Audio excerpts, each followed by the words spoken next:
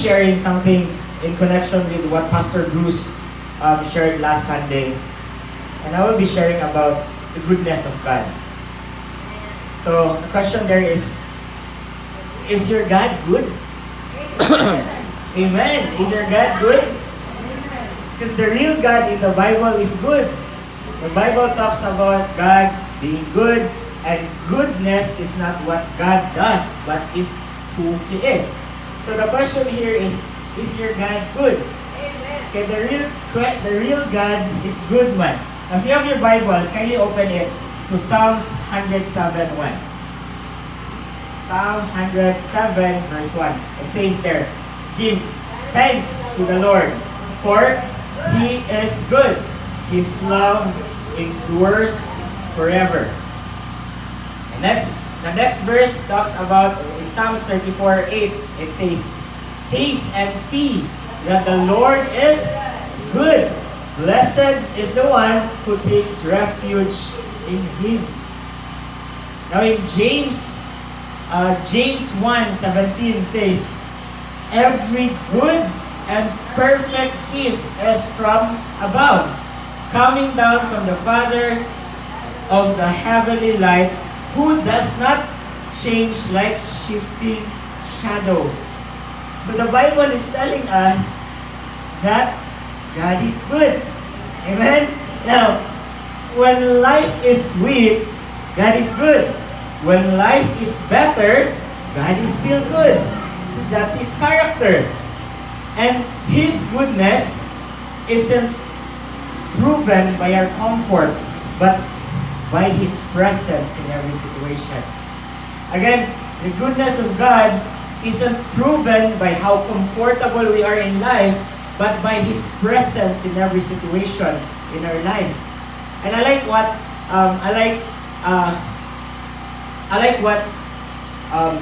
King David said, Moses said, "Lord, kung wala imong presensya, di na lang imong adto."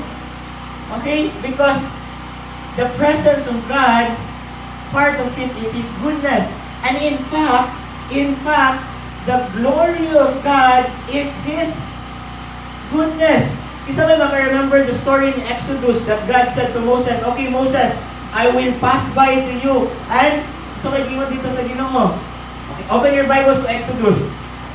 Exodus 33, 18 to 23. Exodus 33, 18 to 23. Verse 18 says, "Then Moses said, 'Now show me your glory.' And the Lord said, 'I will cause all my goodness to pass in front of you, and I will proclaim the name of the Lord in your presence.'" So when Moses asked God, "Lord, show me your glory," unsa may sulti sa Ginoo? "I will cause all my goodness to pass in front of you." So what is the glory of God? It's His goodness. Part of His goodness is the grace of God, the love of God. And you cannot separate those things.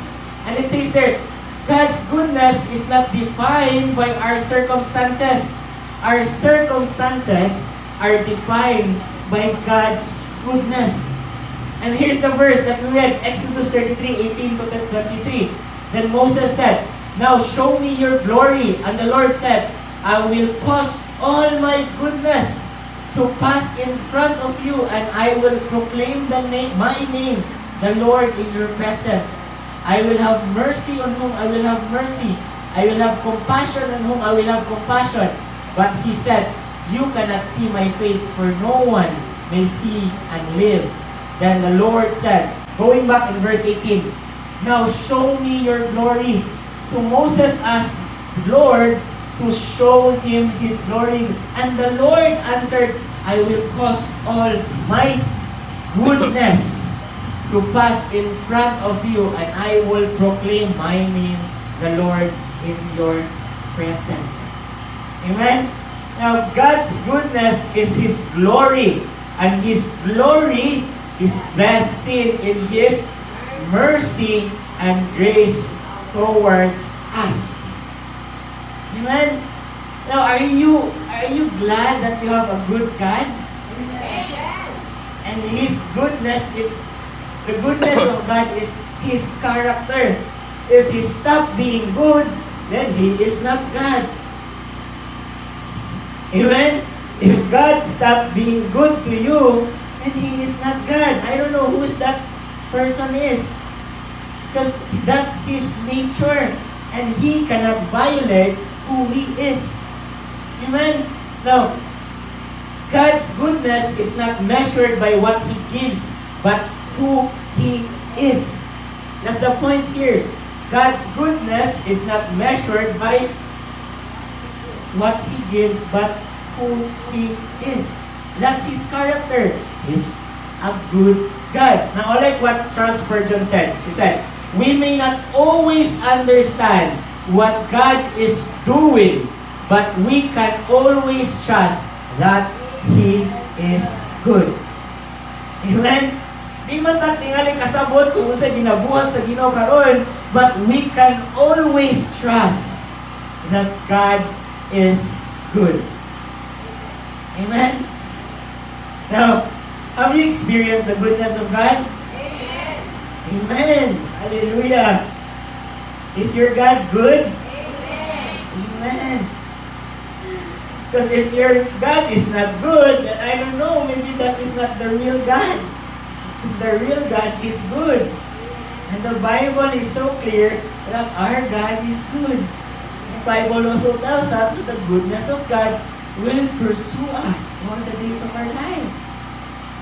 So, if your God is not good, maybe that's not the real God. Now, if you take a time to look, you will see God's goodness written all over your life. If you just stop and contemplate, and you will look back into your life, you will see the fingerprints of God's goodness in your life. Amen? And this is the thing that we will do today. I will give you 4 things, or 4 areas, or 4 steps that you can see the goodness of God in your life. Amen? Number 1, we can know God is good by just looking around. What do I mean by this?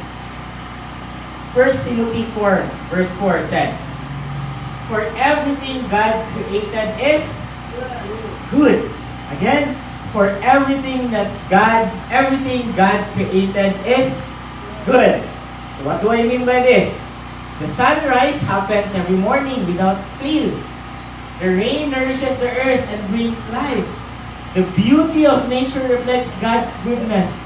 The oceans roar, the mountains stand tall, the stars shine brightly, and all declaring His goodness. Now that's one thing why I love sunset so much, kanang sunset mahapon, because every time I watch the sunset, I ko, wow, kakamaayo sa Ginoo. Not failing every day. Not failing sunrise. The sun doesn't fail to rise every morning. And when you watch the creation of God, you will see how good He is. Why? Ano man? The world is not a random accident. It's an order, precision, and beauty reveal a good and intentional Creator. The Mount Talinis is not there because, I don't know, by accident. No. It's intentional. God planned it all.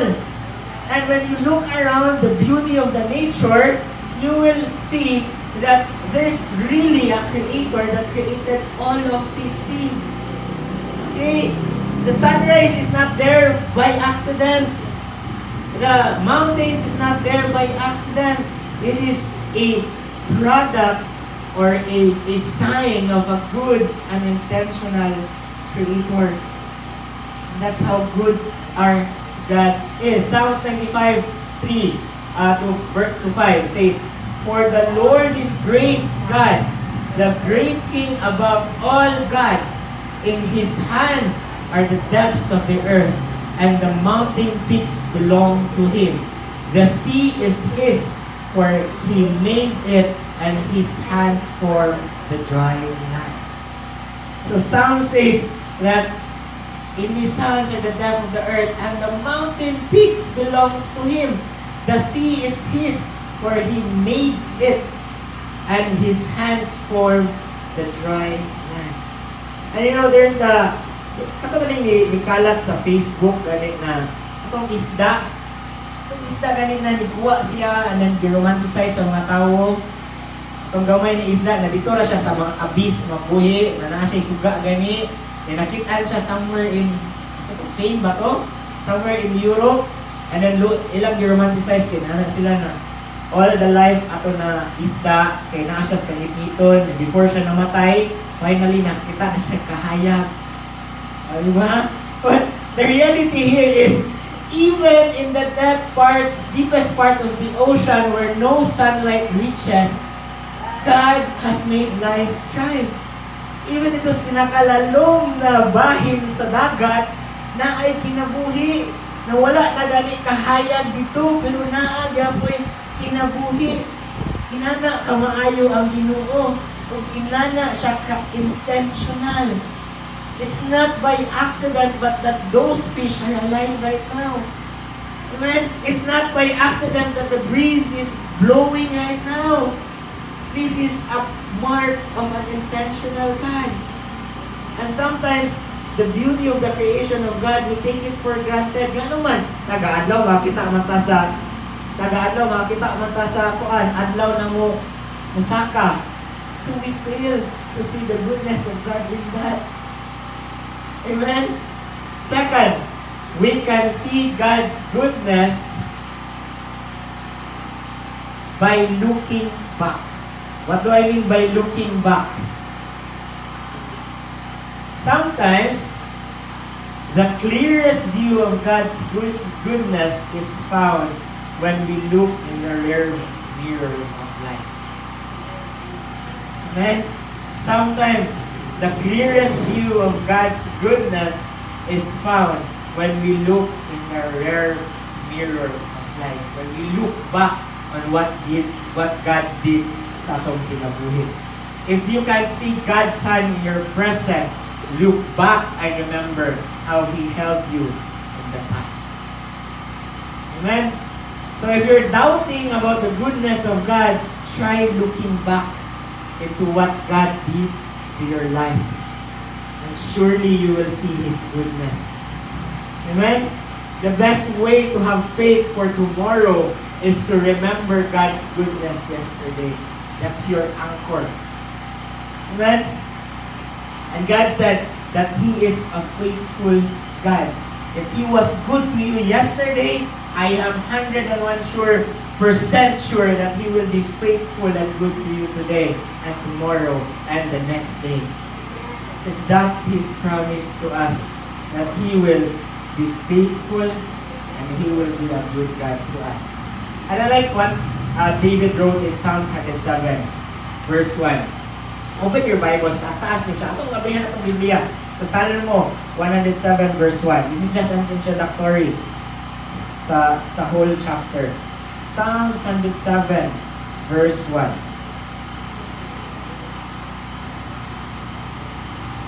Sa isulti diha. Yun diha, verse 1.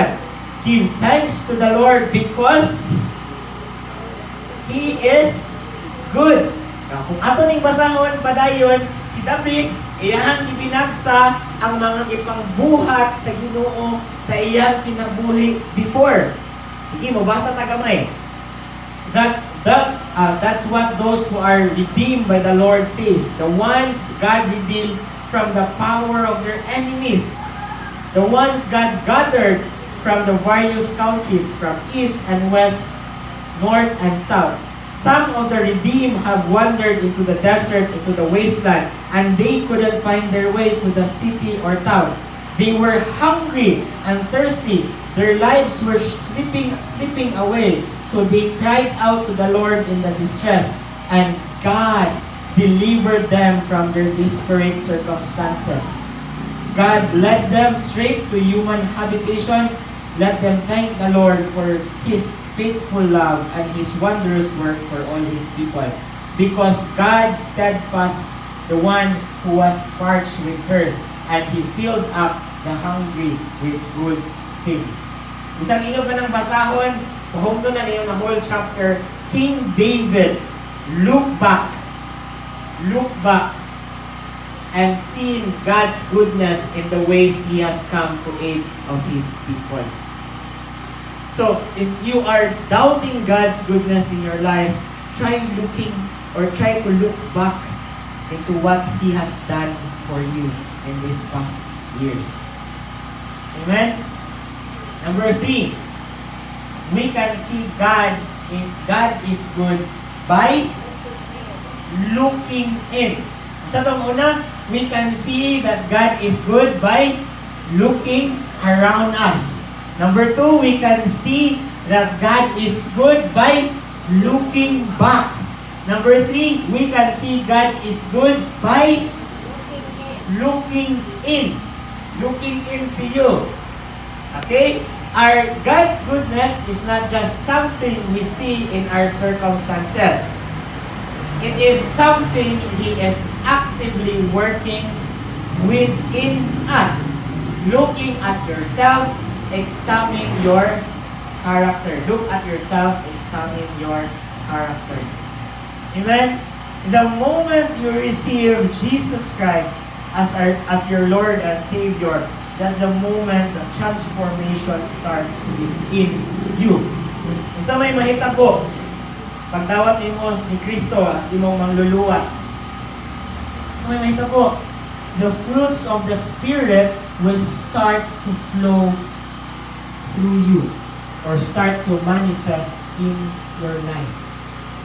Amen? Not only that, in Romans 8:28 says, and we know that in all things God works for good of those who love Him, who have been called according to His, say, isulti sa Romans, and we know that in all things God works for good of those who love Him, who have been called according to His purpose. How will things work for good for you?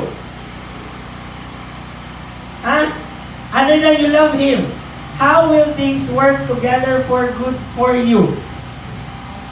Huh? How will things work good for you? The good, the bad, the ugly, how will it work good for you? If you are called according to His purpose. So the question here is, are you living the life that you are called to live? Are you living the life that you are called to live? Okay, if not, then those ugly things will not work for good for you. Those are just ugly things and bad things. Okay, if you're not called according to His purpose, man. So those are just bad things. Why did Paul, ano mang si Paul nakasulat o pila ka libro, and then when you read his book, dami kayo basahon all about the goodness of God, and yet na siya sa prisuhan. Why? Because he knows that prison cell is part of the good plan of God. So if you're not living life according to His purpose, I'm sorry to tell you, but the good and the bad and the ugly in your life will not work for good. Because you're not called according to His purpose. Amen? Amen. And where can you find your purpose? Asa mo makita sa iyong purpose? Kristo. Ito ka ni Kristo makita sa iyong purpose.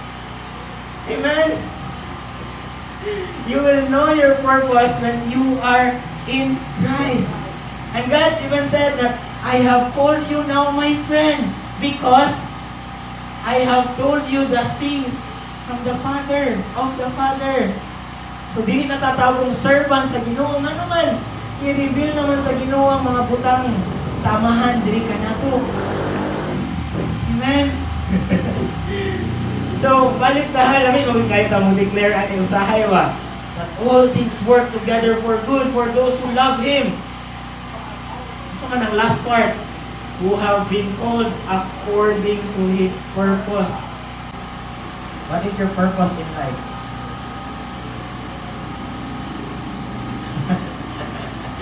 What is your purpose in life, man? Why are you still here on earth? Until.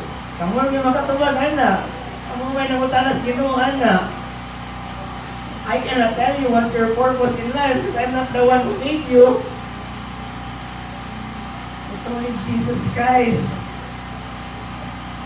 Your pastors cannot tell you what's your purpose in life. Kristo ra. He's the one who defined you and who will define you and your walk in life.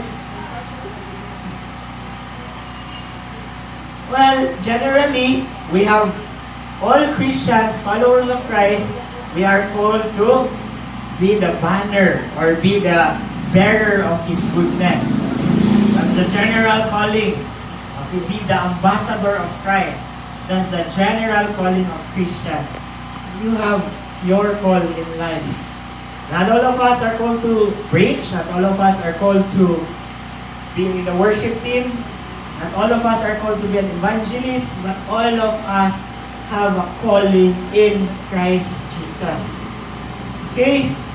All of us have calling in Christ Jesus. So, kabalo mo, ana. Dapat mo makabaluan na. I still remember back then, when I was 2 years ago, nag-share ko, nagwali na pa ito na time, but wala pa kayo naklaro yun ang purpose sa Ginoo. So, you try to define your career, ko na, amo niya akong ganahan, Lord. Ako na, so I do remember I was conducting a training in Basay. Tinakatumoy sa bukid sa Basay. Sa Maglinaw, sa Basay. I was conducting a Coffee 102 training there. And then, my HR sa region, itingon na, Gio, i-extend ang application for a senior position in region. Pa-applyon daw ka. So, contemplate ko dito. Apply ko, maabot na ko dito sa Cebu, din ako ka-minister. But I will have a good, maybe ako hangyo sa Ginoo ng Lord. Pa-retire na tawon ko in a senior position. Wala ko na ako hangyo sa Ginoo. And then, i-text kong papa. Ako pa, i-textan ko sa mong HR. Pa-applyin ko for position in the region. And yung si papa, gitawag man kahakas Ginoo para sa bukid. Nga naman mo ato kag syudad. Ako na dito ba? Ang kalipay wala sa sweldo. So dito. But ang kalipay na sa pagbuhat sa mga butang para sa Ginoo. Ask ka yung text in English, yung text. Siya na, una-una sa kumaayo. Kaya ikaw na mismo niingol na gitawag ka sa Ginoo para dilis ato ang lugar. Ngano mang kabaliktaran ang imuhang gibuhat. So, ako na, para to, sige, beside na kung dilin ako, kung nilakila ko ato, wala lang ako hatagig chances Ginoo na mo kinabuhi sa akong ganahan. Nakila ka ba ito lang mama? Sunod, later on, 2023, hinahanap ko kumuhawa. Kung rason ato, nahanap dito si Tito Jun, nanay, katimbang si Papa. Kapalo na, kung small group na akong ingon, nanas Tito Jun, nanay, katimbang si Papa, piti na akong kinabuhi sa akong ganahan kinabuhi. Kung apply na ko, mato na akong dakong syudad. So, I did desperately apply. Nang-apply ko, to be honest with you, I applied in Globe, in Gcash, in TikTok. Hindi ako ganang matrabaho. I want to be in the tech industry. So I applied to BGC. Namulong na ko boarding house. Every 2 straight weekends, sige na ko nag-Manila. Every month, ga-Manila ko. Kaya lagi, mubalin ako. Kaya mahawa na ko din. Ako ang kong rason na to kay alami as Manila pa. Kaya walay manghilabot na to. Kung ganahan ko mo share sa gospel sa Ginoo, hindi mo ko makabuhat na sa BGC, kaya ang mga taos palibot, di man manghilabot. Diri sa Dumaguete, magdala kang Biblia sa restaurant, maramang kag ituson na sa panglantag sa mga tao ba? Ano nang gadala Biblia, diri na ngawas, kapihan. Dili na ba? So I really tried to apply. My small group knows the whole story about But then, in the hard way, God showed me where He really wants me to be in. Okay? Last year, I was again offered another senior, intal jud og senior position. Di pa man ako pangandoy. Lord, mo-retire ako na senior position. So last year, personal na jud kong giduol sa amo ang chief sa admin. Ngayon siya, wala lagi kaya ni-apply. Ano na usa ka posisyon. Na-expect diya ni na ikaw. Kung nadili ako, ma'am. Then di-extend. Wala pa gulingon na ako yung nag-extend. Pero feel na ako ang nag-extend. Okay? So, di-extend ang application. And then siguro, pamatanong, ano di ka mo-apply? At that time, I was so firm that I am called diri sa Negros o dili sa akong syudad. That's what I mean. Do you know your purpose in life? Do you know where you are or where God is calling you? Ano man, it will be easier for you to decide if you know where God is calling you. Before, back 2 years ago, lisod kayo na ako mag-decide, magilak-ilak pa ko, ano man, I'm not firm that God called me to minister to Negros Oriental. Dili ko man ko firm ato. But when time came that God made it clear to me that He wants me to minister here, decisions are so easy for you. Sa'yo na lang kayo mo decide, laming itarbaho diri, anak ka, dili man mo tawag na ako. Sa'yo na lang iyungan ang bluntly speaking sa'yo na lang iyungan ang kwarta kung kabalo mo kung asa mo itawag sa Ginoo. Ang ano man, sa Biblia, iklaro na ang kwarta, imong career, imong nabuhat sa kinabuhi, di na makahatag nimo o kalipay at the end of the day. That's the story of King Solomon. Amen? That's why when you know where you are called sa Ginoo, it's so easy for you to decide on things. Amen?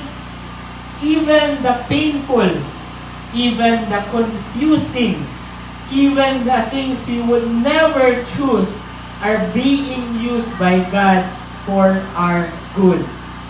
If you live a life according to His purpose. And if you live a life according to His purpose. God is using even the pain you didn't ask for to shape the purpose you were made for. Again, God is using even the pain you didn't ask for to shape the purpose you were made for. Amen. Amen? Yes. So para dili mausik ang sakit sa kinabuhi, try living a life according to God's purpose. Where does it start? It starts by you accepting that God, Jesus Christ is your Lord and Savior. You know what? The issue of Christian here today, is the issue of lordship. What do you mean by lordship? Okay. Saan may pasabot of lordship?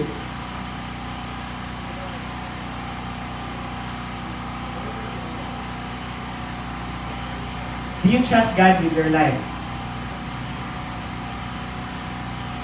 Do you trust God with your life? Amen. Will you allow God to put pain in your life?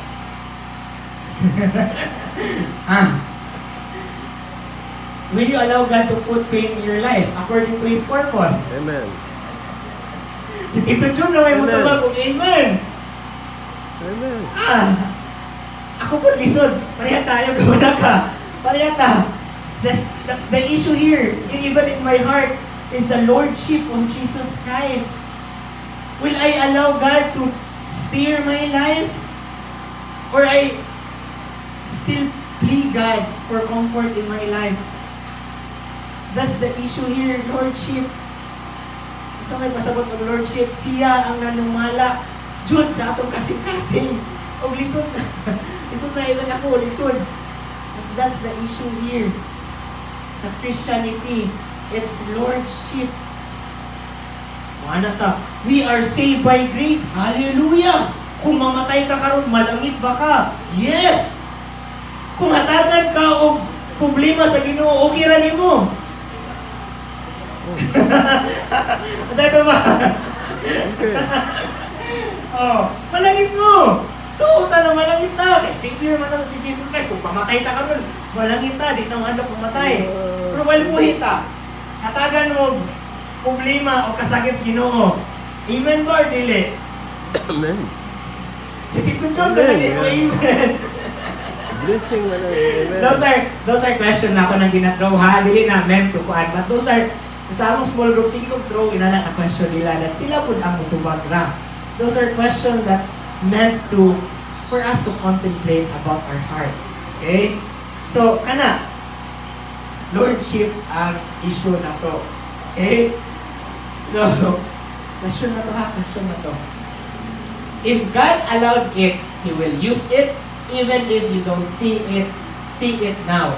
He is working it out for your good. Amen? Amen? Amen ha? Amen.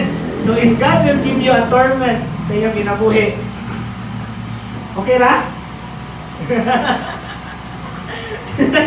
Paano niya? Paano niya ka naman for us to reflect ba na question? Amen? Magkahani. Amen? So, if God allowed it, if iyang i-allow na kay problema sa imong kinabuhi, amen ba tayo gihapon?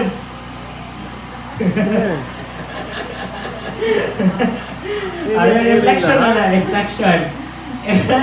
If God allowed it, He will use it. Even if you don't see it now, He is working it out for your good. Amen? Psalms 23, understanding the plan. It's about believing in the goodness of the one who holds it all together. Balik ko na to ha. Trust isn't about understanding the plan. It's about believing in the goodness of the one who holds it all together. That's trust.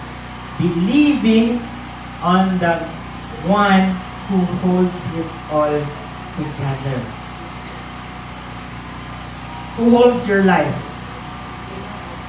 Ginoo. God holds your life. Okay?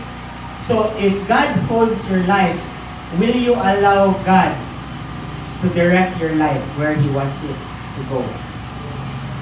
Amen. May makatubag anak. Amen.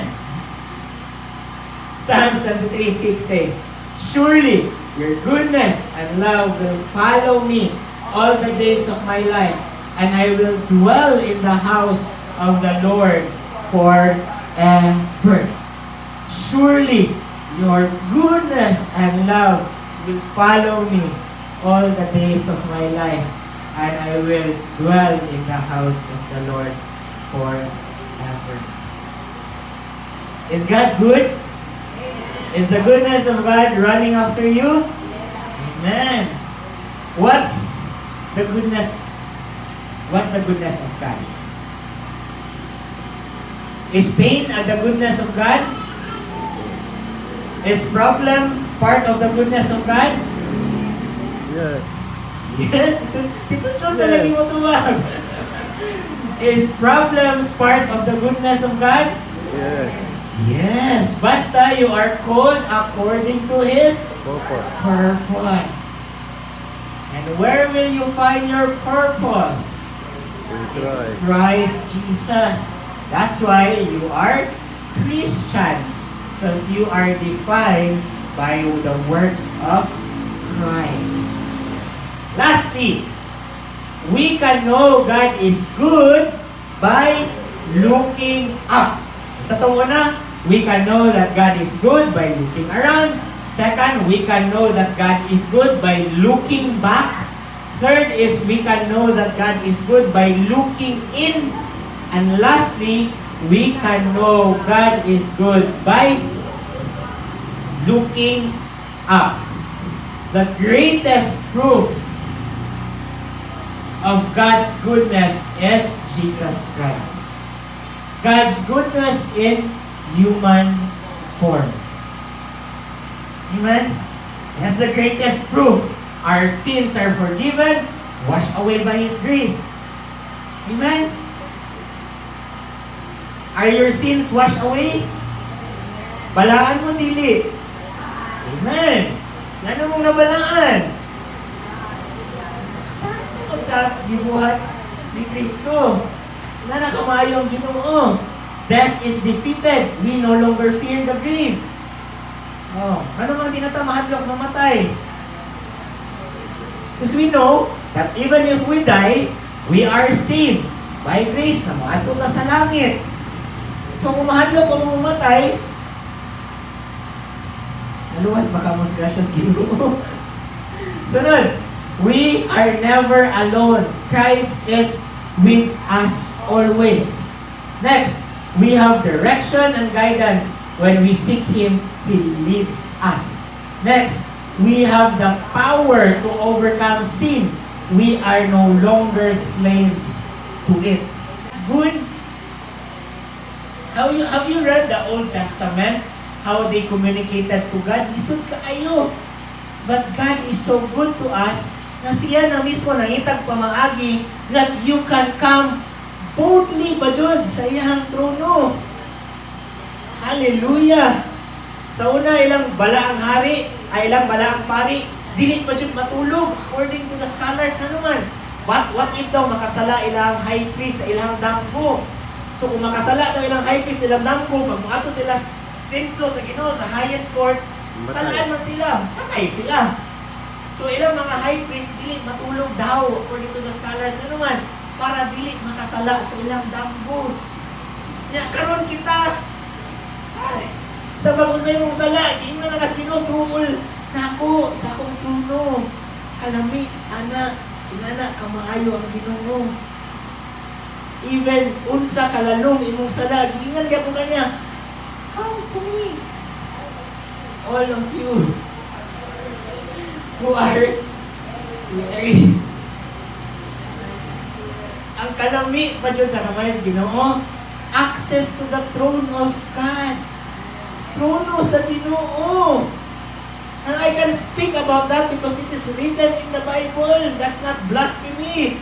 Igisulti na sa Biblia na kamo tungod sa gibuhat ni Kristo, you can now come boldly. So may pasabot og boldly. Walay ulaw, walay pagduwa-duwa diha sa trono sa Ginoo. Hallelujah. Do you know what's in the throne of God? Do you know what's in the throne of God? Goodness. Ano ba? Mercy. Grace. Maybe Pastor George can preach someday about the throne of God. Okay, that verse, atong ngalan sa simbahan na to, nagikuhaan na verse na throne of grace and mercy, that verse is so powerful. Imagine you have now been given access to that throne, lingkuranan sa Ginoo. Not just sa palasyo, but sa trono mismo sa Ginoo. That's how good God is. Jesus didn't come because we were good. He came because He is good. Yet when we were still sinners, Christ died for us. Wala siya ni Aris kalibutan kay nakita niya na maayutan. No, He came to earth kay siya maayo. That's how good He is. Amen? God's goodness isn't measured by how easy our life is, but by the fact that He made a way for us to be saved. He made a way for us to be saved. Kato galing sa Exodus, ato itong dibasa kanina, the next chapter ato, ang story ato is katong ang Ginoo na mismo ni Agi. Ito nang niagi na ang Ginoo. Kung ingon sa Ginoo, makita nato dito na ang Ginoo is a just God. Itong basahon na lang, itong bulungan. If you have your Bibles with you, open it to Exodus 34. Itong basahon ng Exodus 34. 5 na lang kasugod. Okay? The Lord came down in the cloud and stood there with him and proclaimed the name, the Lord. The Lord passed in front of him and proclaimed, the Lord, a God who is compassionate and merciful, very patient, full of great loyalty and faithfulness. Hallelujah. Showing great loyalty to 1,000 generations, forgiving every kind of sin and rebellion, yet by no means clearing the guilty, punishing for their parents' sin, their children and their grandchildren, as well as their third and fourth generation. Now, focus ta sa verse 7. Kasi pasabot ana. Di ba sa verse 6, nakita na to ang loyalty sa Ginoo, ang kamaayo sa Ginoo. Pero in verse 7, sa may sulti, showing great loyalty to 1,000 generations, forgiving every kind of sin and rebellion, yet by no means clearing the guilty, punishing for their parents' sin, their children and their grandchildren, as well as third and fourth generation. Sa NIV, sa sulti. Paliw na tabasa sa NIV. NIV, magkano? Tabasa ka dahil. Atong basahan sa NIV ha. 34 verse 7. It says here, maintaining love to thousands and forgiving wicked rebellion and sin, yet he does not leave the guilty unpunished. He punishes the children and their children for their sin of the parents to the third and fourth generation. So ito man itong mabasahan, anak. Yes, makapasaylo ang Ginoo, pero katong mga guilty, dili po niya, kasi man, dili niya i-save. Kumbaga, dili, iyang i-punish. O, nakita ninyo, that's why kailangan mo ari si Kristo. Eh ano man, ang Ginoo maayo, yang gisulti. Ang Ginoo loyal, yang gisulti. Ang Ginoo mo pasaylo, iyang gisulti. Pero niingon po siya, na part sa iyang kamaayo is katong mga makasasala, iyang i-punish. Part man as just man siya na Ginoo. That's why, nagpadala siya ni Kristo kay para katong makasasala na dili maka-attain sa iyang standard, maluwas, pinaagi sa buhat ni Kristo. Okay? So, kanang God being a just God is part of His glory. Just God man siya. Dili po siya kapiyong sa mga dautan. Kaya maayo man siya na Ginoo. That's why kita na nakasala, kailangan tayo ni Kristo para every time, the Bible tells us that every time God look at us, it's not us anymore yung makitaan, but the life of Jesus Christ. That's why we will not be punished into the eternal flame because we have received the life of Jesus Christ. Okay? So that's part of His goodness. God being a just God. So, muna ako ng tawon, if you are confused where God is good, look up. Look up. The finished work of Christ. Kung sa gibuhat ni Kristo para ninyo. Imagine siya na mismo ang nangitag pamaagi for us to be saved. I don't know kinsay laing Ginoo ang inana. I don't know kinsay laing Ginoo ang inana other than with our God. Siya na mismo. Wala mo, tawon, palistis, Ginoo.